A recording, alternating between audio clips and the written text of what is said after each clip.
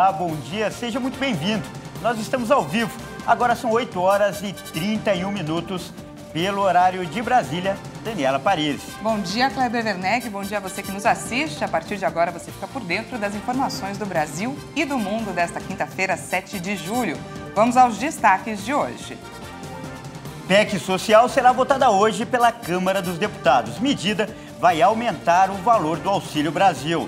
Postos terão que exibir o preço dos combustíveis antes e depois da determinação do teto do ICMS. Boris Johnson fará pronunciamento sobre a demissão coletiva de ministros. Imprensa britânica espera pela renúncia do premier. O atirador que matou 7 pessoas durante as comemorações da independência dos Estados Unidos planejava novo ataque. Tudo isso a partir de agora. E a gente começa falando da comissão especial da Câmara que deve votar hoje a PEC social, que permite uma série de benefícios à população. A proposta cria um auxílio financeiro para os caminhoneiros e taxistas e também reajusta os valores referentes ao Auxílio Brasil e ao Auxílio Gás. Após o pedido de vista que adiou a aprovação do relatório que trata da proposta de emenda à Constituição, deputados da base do governo pretendem votar o texto nesta quinta-feira. A proposta cria um auxílio financeiro para caminhoneiros e taxistas e reajusta os valores do Auxílio Brasil e do Auxílio Gás. O valor a ser gasto pelo governo federal em prol dos benefícios é estimado em 41 bilhões e 200 milhões de reais. De acordo com o texto, deve ser instituído um auxílio mensal aos caminhoneiros no valor de R$ 1.000 entre julho e dezembro deste ano. A medida, que deve custar quase 5 bilhões e meio, pode ajudar em torno de 900 mil profissionais. Para evitar o recebimento indevido do voucher, somente transportadores registrados como autônomos até 31 de maio deste ano vão ter direito ao benefício. Já o auxílio aos taxistas, instituído pela PEC, deve custar 2 bilhões de reais. Mas a proposta ainda não definiu qual vai ser o valor individual para cada beneficiário. Para terem direito à ajuda, os profissionais devem apresentar um documento de permissão para a prestação do serviço, feito pelo Poder Público Municipal ou Distrital, que também tenha sido emitido até 31 de maio deste ano. A PEC ainda prevê que o Auxílio Brasil passe para R$ 600 e o Auxílio Gás chegue a R$ 120 por bimestre. Além disso, autoriza a destinação de 2 bilhões e meio de reais para bancar a gratuidade de idosos no transporte público urbano. O presidente Jair Bolsonaro editou um decreto que vai obrigar os postos a exibir os preços dos combustíveis antes e depois da lei que impôs um teto para a cobrança do ICMS. Por falar nisso, até agora, o único estado que ainda não definiu a redução do imposto é o Acre. A medida adotada por 25 estados mais o Distrito Federal tem como objetivo conter a inflação. O decreto foi publicado na edição desta quinta-feira do Diário Oficial da União. E, de acordo com o texto, a finalidade da medida é permitir que os consumidores possam comparar os valores cobrados antes e depois da imposição do teto de 17% na cobrança do ICMS, o Imposto sobre a Circulação de Mercadorias e Serviços. O texto também define a data que o posto deverá usar como parâmetro de comparação de preços, 22 de junho, um dia antes do presidente sancionar a lei que fixa o teto. O decreto estabelece a obrigatoriedade de divulgação transparente dos preços dos combustíveis.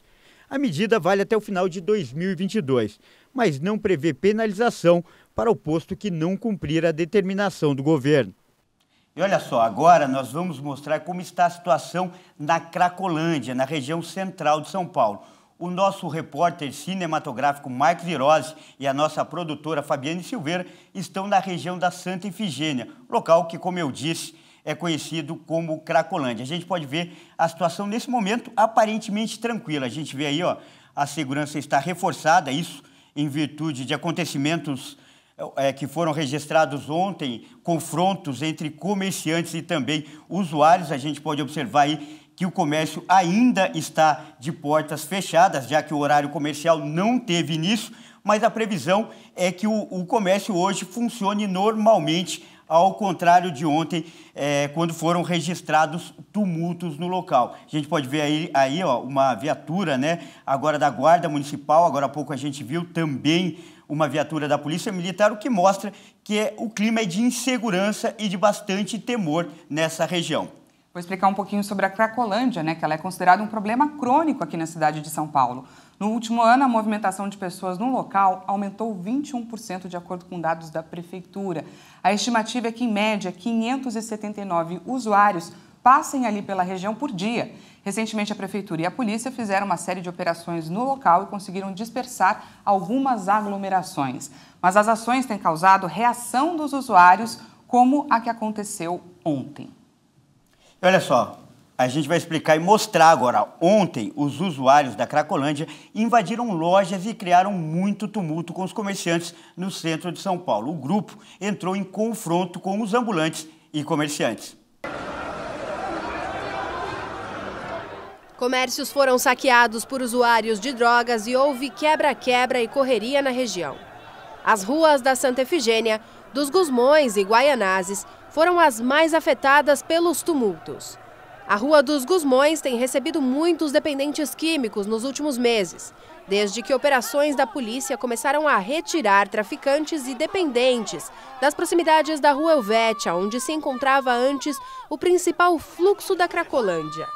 A Prefeitura informou que foram realizadas mais de 11 mil abordagens a dependentes químicos, desde março, com 2.800 deles mandados para serviços como centros de acolhida. A Prefeitura diz também em nota que uma patrulha do Grupo de Operações Especiais da GCM avistou grupos de pessoas tentando invadir 3 lojas. 4 pessoas foram presas. Na tentativa de fuga, um dos homens se feriu e foi socorrido pelos agentes da GCM. Já era. E veja a seguir, Reino Unido aguarda por pronunciamento de Boris Johnson após demissão de ministros. Renúncia não está descartada. E você vai ver também, jovem que matou 7 pessoas nas comemorações da independência dos Estados Unidos planejava mais um ataque. Nós voltamos já.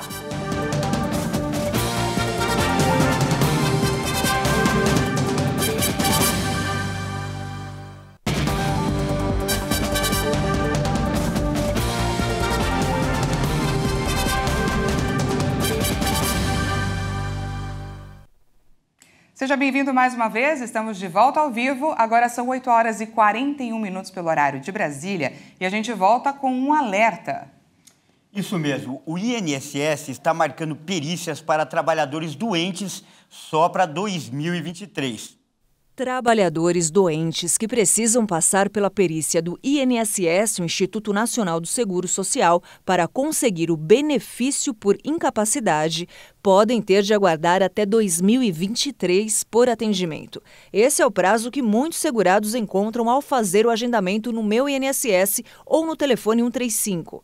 No Twitter, há relatos de casos agendados apenas para janeiro, fevereiro ou março do ano que vem. Em um dos relatos, a segurada diz que acompanhou o filho na perícia e, após espera de 2 horas, não conseguiu atendimento. O exame foi remarcado para janeiro de 2023. A fila, que chegou a 1 milhão de perícias represadas em maio, é reflexo de uma série de fatores, como a greve dos peritos médicos, que durou 52 dias, o fechamento das agências na pandemia de Covid-19 e a falta de servidores. Para especialistas, a espera acima de 45 dias descumpre a legislação e o acordo firmado com o Supremo Tribunal Federal em junho de 2021, válido até o ano que vem. Em nota, o Ministério do Trabalho e Previdência afirmou que tem realizado diversas ações para diminuir a espera dos segurados. A principal, a antecipação das perícias sempre que for possível. Já são 14 dias com tendência de alta no número de infectados por Covid aqui no Brasil. Rio de Janeiro continua sendo o pior estado com número de mortes pela doença. Vamos conferir os números da pandemia. Confirmadas mais 361 mortes por Covid-19 em 24 horas no Brasil.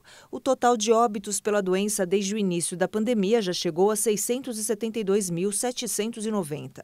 Foram registrados 77.166 novos casos de Covid-19 em um dia. Ao todo, já são 32.687.680 diagnósticos confirmados. A média móvel de mortes chegou a 220 quase 38 vítimas diárias.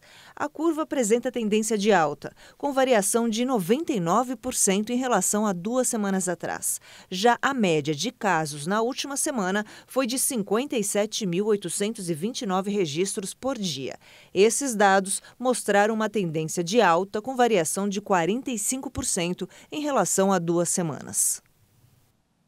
E agora vamos falar de vacinação contra a Covid, já que o Brasil tem mais de 457.284.000 doses aplicadas. Vamos entender melhor esse avanço olhando o nosso vacinômetro. Os dados são do Ministério da Saúde e também das Secretarias Estaduais de Saúde. E a primeira dose já foi aplicada em 84,14% da população. Já a segunda dose em 79,34% dos brasileiros. E a primeira dose de reforço em 50,89% das pessoas. A Fiocruz alertou que permanece com o sinal de crescimento de casos de síndrome respiratória aguda. É bom ter atenção. O Brasil já confirmou 106 casos de varíola do macaco. Outros casos suspeitos com a infecção são investigados no país. O estado de São Paulo é o mais afetado, com 75 casos confirmados. Na sequência está o Rio de Janeiro, com 20 confirmações. Também apresentam casos os estados de Minas Gerais, Ceará, Paraná, Rio Grande do Sul, Rio Grande do Norte e o Distrito Federal. Em razão do alastramento da doença, o Instituto Butantan, em São Paulo, criou um comitê para estudar a produção de uma vacina contra essa doença. O governo federal também estuda a compra de vacinas. Olha, e ainda falando de saúde, durante o momento em que vivemos com a chamada epidemia da nicotina entre os jovens, a Anvisa manteve a proibição à venda, importação e publicidade dos cigarros eletrônicos. O posicionamento da agência foi definido durante uma reunião realizada por videoconferência. A votação, que aprovou uma avaliação de impacto regulatório sobre o produto, foi unânime. O cigarro eletrônico é um dispositivo que vem sendo cada vez mais usado, especialmente entre os jovens, e está criando uma geração de indivíduos dependentes de nicotina. A decisão da Anvisa torna legítima a defesa da agência contra os dispositivos eletrônicos que causam vícios. Para reforçar a negação sobre o produto, os diretores da agência devem lançar uma consulta pública à sociedade sobre o uso dos dispositivos eletrônicos para fumar. Segundo estudos, eles levam a uma maior chance de desenvolver sintomas respiratórios, como a falta de ar, chiado no peito e broncoespasmos, mesmo com pouco tempo de uso. Além disso, faltam pesquisas que mensurem o impacto desses dispositivos eletrônicos na saúde pública a médio e a longo prazo. O uso, inclusive, gera chances até 3 vezes maiores de levar os jovens usuários a migrarem para o cigarro tradicional. E olha só esse dado que preocupante. Mais de 60 milhões de brasileiros sofrem com a insegurança alimentar, segundo a Organização das Nações Unidas para a Alimentação e a Agricultura. Os dados da pesquisa feita entre 2019 e 2021 mostrou que 61,3 milhões de pessoas sofreram com a insegurança alimentar. Um total de 3 em cada 10 habitantes do Brasil, que tem uma população estimada em pouco mais de 213 milhões. A organização define em 2 grupos: a insegurança moderada, onde a população, por medo de não conseguir alimento, reduz a quantidade e a qualidade de comida, e a insegurança grave, onde não há comida e a pessoa passa fome por dias. Os últimos números da instituição revelaram uma piora alarmante da fome. Em 2021, 2 bilhões de pessoas enfrentavam um cenário de insegurança alimentar ou severa, número maior do que o observado antes da pandemia de coronavírus. As mulheres são as que mais sofrem com essa condição, segundo o órgão. As projeções indicaram ainda que 8% da população global deve passar fome em 2030. Olha, e agora falando a nível global, a Organização das Nações Unidas para a Alimentação e Agricultura alertou que o mundo está cada vez mais longe de erradicar a fome em 2030. Segundo a entidade, o mundo se distancia do objetivo de eliminar a fome, a insegurança alimentar e a desnutrição em todas as suas formas até 2030. A meta de eliminar a fome consta nos planos da ONU no Objetivo de Desenvolvimento Sustentável Fome Zero. A organização ainda afirmou já haver um quadro sombrio em relação à segurança alimentar global no ano passado, antes da guerra na Ucrânia. Entre 702 milhões e 828 milhões de pessoas sofreram com a fome em 2021, equivalente a 9,8% da população mundial.